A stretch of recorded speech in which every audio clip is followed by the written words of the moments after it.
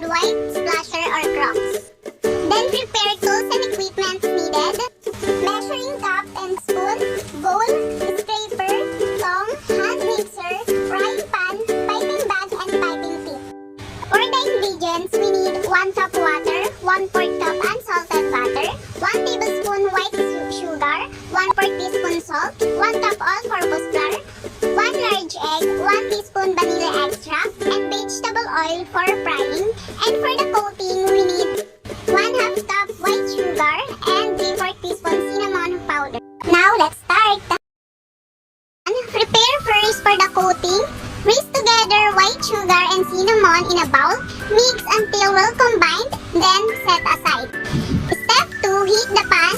Add butter, water, sugar, and salt to a large saucepan. Bring to a boil over medium-high heat.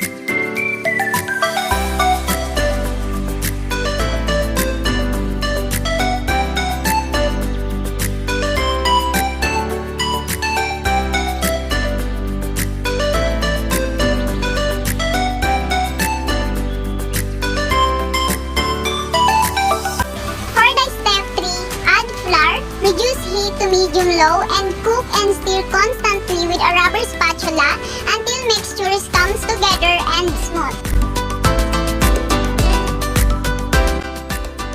Step 4. Transfer mixture to a large mixing bowl. Let it cool until 5 minutes. Step 5. Add the egg and vanilla to flour mixture, then blend immediately with an electric mixer. Blend until mixture comes together and becomes smooth.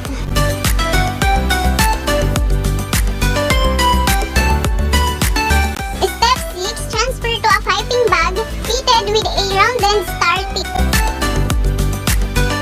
Then step 7, carefully pipe mixture into preheated oil and cut it with clean scissors.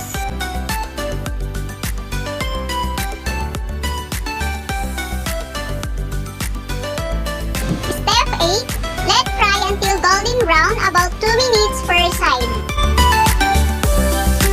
Then step 9, transfer to paper towels to dry briefly. Then transfer to cinnamon sugar mixture and roll to coat.